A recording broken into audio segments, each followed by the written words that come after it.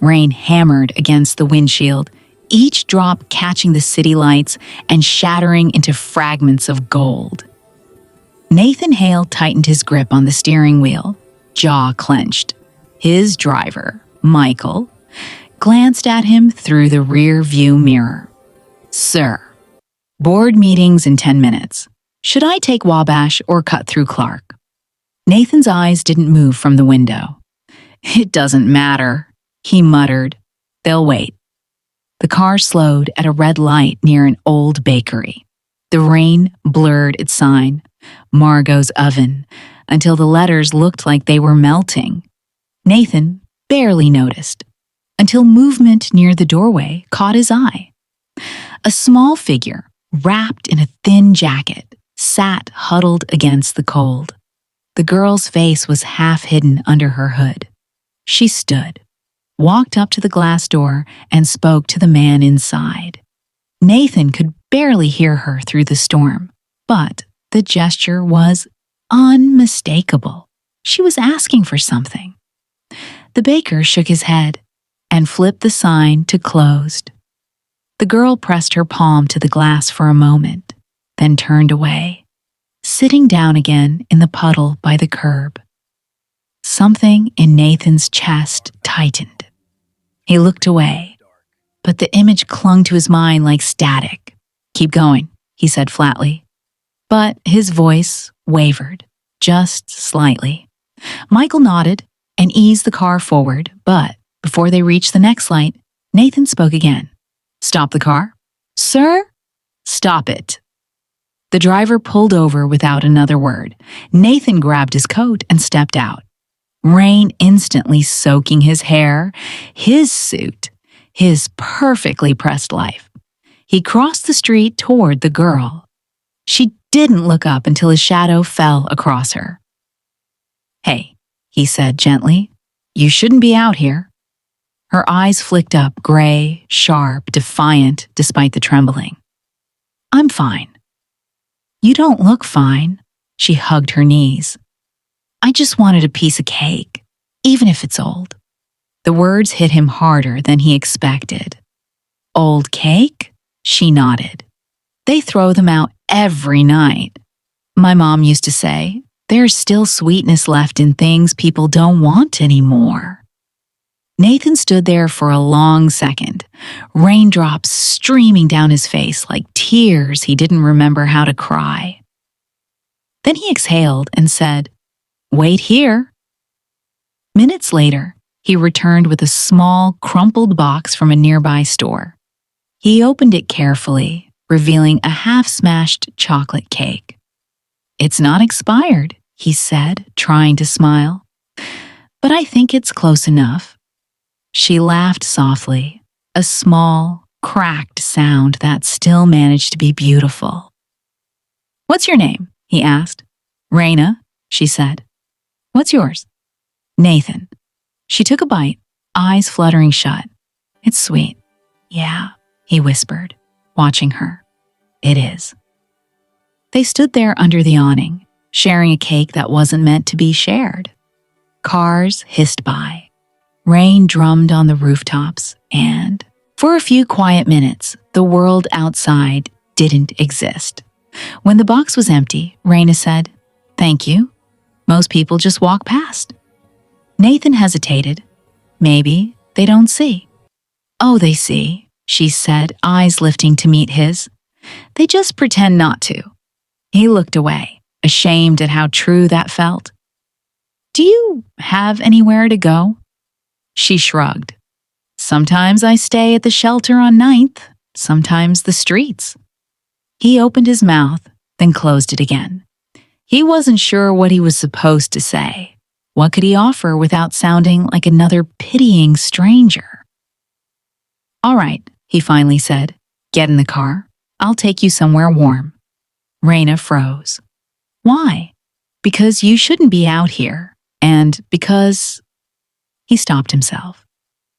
"Because I can't stand the thought of leaving you behind," he wanted to say. "Just come on."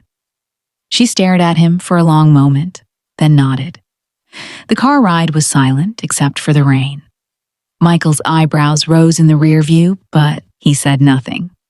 Raina sat stiffly, hands folded in her lap, her shoes dripping on the carpet. "You're not gonna, sell me or something, right?" she blurted suddenly. Nathan almost choked. "What? No. God, no. Just checking."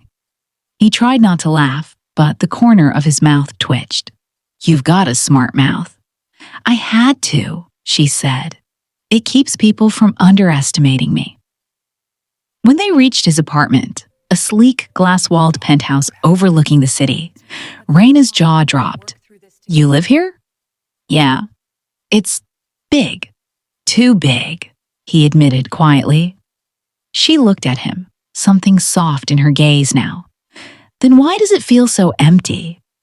He didn't answer. Inside, she walked slowly, touching everything with wonder. "You've got a piano. I don't play. You should learn," she said. "You look like you need music." He gave a small smile. "You're bossy for someone I just met." "I'm observant," she said, grinning faintly. That night, Nathan made her hot chocolate, watched her curl up under a blanket on his couch, and for the first time in years, he didn't check his phone once. When she finally fell asleep, he sat across the room, staring at her. A strange warmth crept into his chest. He didn't know what to call it, peace, guilt, hope, but it felt like something new. The next morning, Raina woke to the smell of breakfast and the sound of Nathan burning toast. "You cook?" she teased. "I try." "Your toast is on fire." "Shut up and eat," he said, laughing. They ate together in the soft morning light, and it almost felt like a home. But then her smile faded as she noticed his phone lighting up.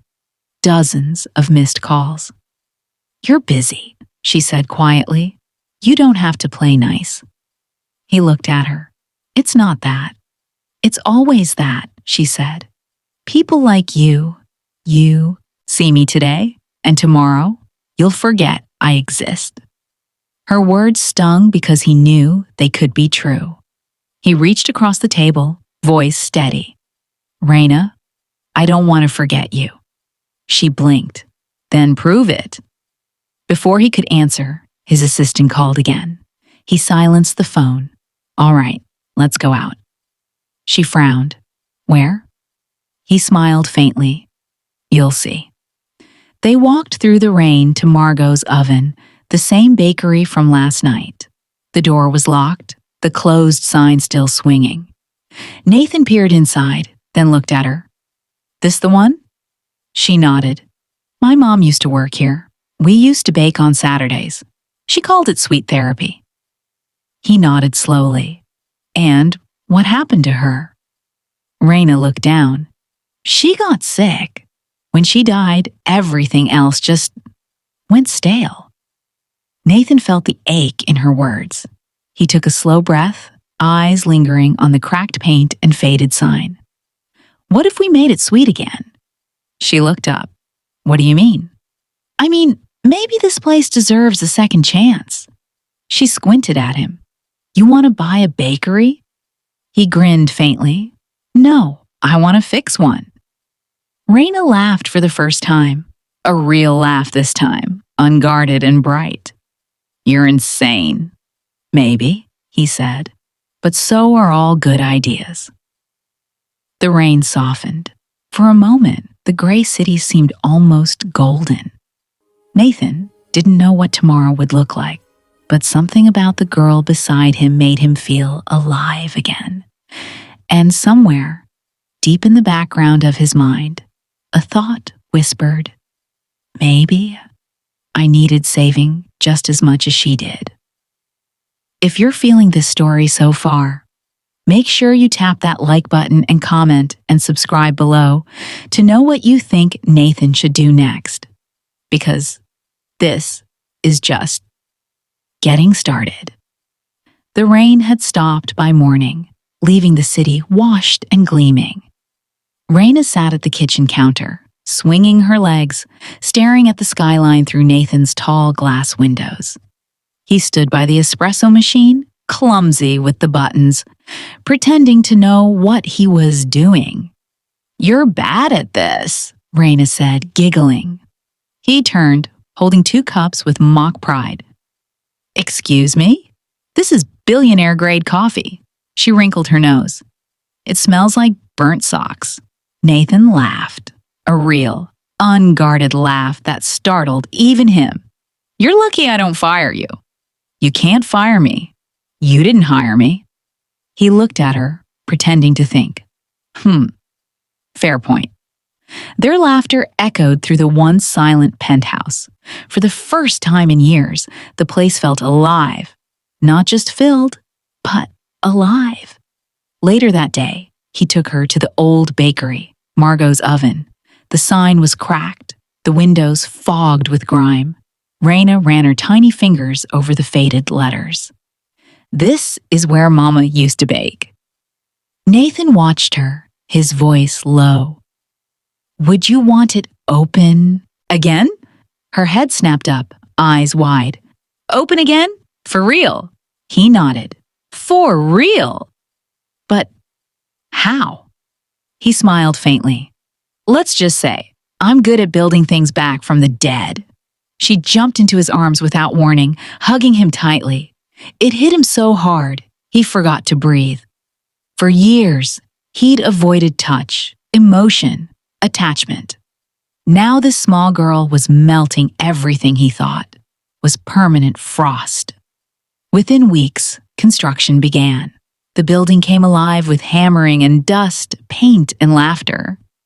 Nathan visited daily, sleeves rolled, flowers sometimes on his suit, looking nothing like the man who once dined alone under crystal chandeliers. But not everyone was thrilled. One afternoon, his assistant, Avery, arrived at the bakery site with that tight, professional smile that always meant bad news. "Nathan, you're missing meetings, ignoring investors, and spending millions on a bakery in a bad part of town. People are asking questions." He didn't look up from the counter he was sanding. "Let them ask." Avery sighed. "You're risking everything." Nathan's tone sharpened. Everything wasn't worth much before now. She studied him for a beat. "She's changed you." He stopped working. "She reminded me who I was supposed to be." "Is that enough to build your life on?" He turned then, eyes hard. "It's the only thing that ever was." The scene cut to the night before the reopening. The bakery gleamed with new life. Fresh paint, warm lights, the smell of frosting, and hope. Raina stood in front of the window, drawing little hearts in the steam. Nathan leaned against the counter, exhausted but happy. "Big day tomorrow." She smiled shyly. "What if no one comes?" He crouched down, looking her in the eyes. "Then we eat all the cakes ourselves." She laughed softly. "That's a terrible business plan."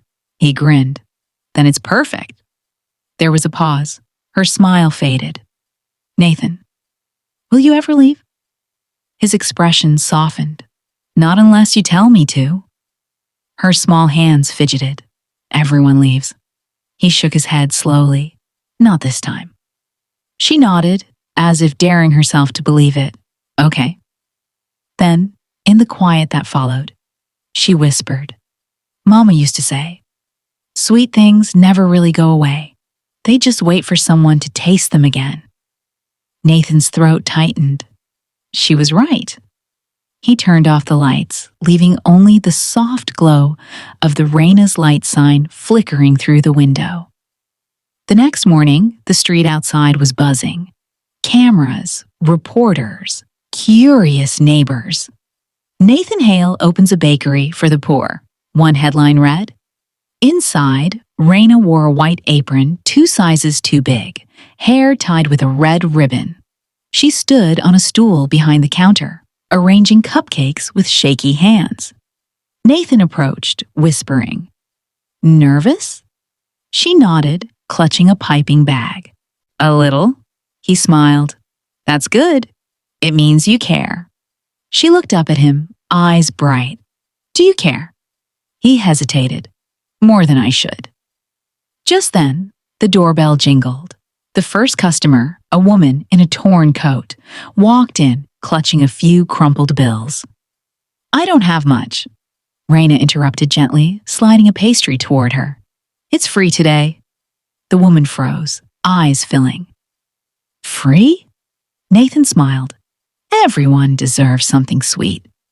The crowd kept growing. Laughter, music, the scent of sugar and warmth.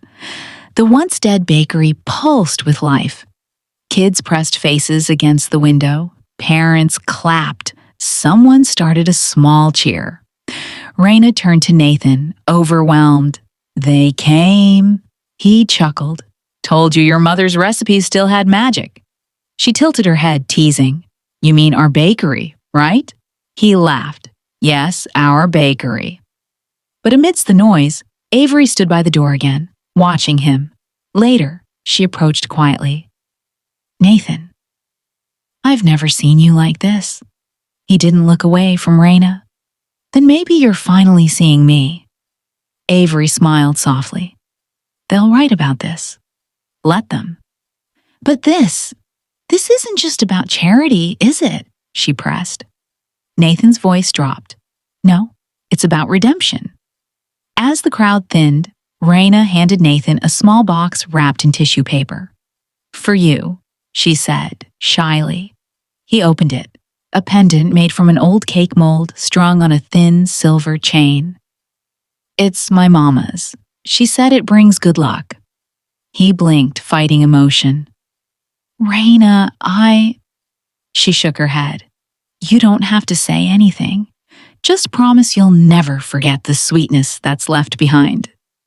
He looked at her for a long moment before whispering, Never.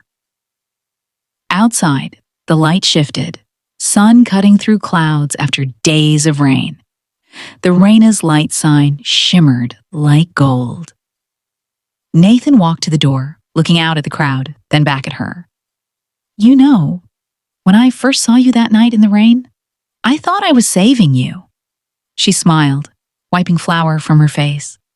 You were. He shook his head gently. No, Raina, you saved me. There was silence, a deep, powerful silence that said everything words couldn't.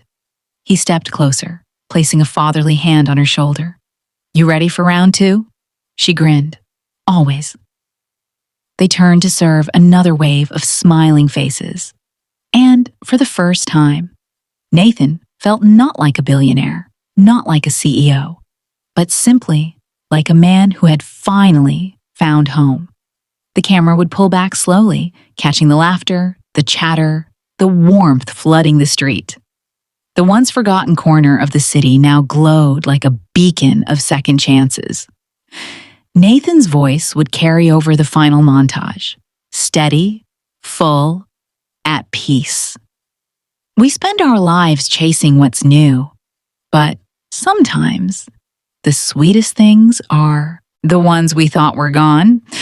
Maybe we don't need to start over. Maybe we just need to taste what's still left. The music would swell softly as the frame faded to the glowing sign. Raina's light, then his voice, with one last breath of sincerity. If this story touched your heart even a little, don't just scroll past. Hit that subscribe button, drop a comment below, and share this light with someone who needs it. Because sometimes, all someone needs is a reminder that the sweetness isn't gone.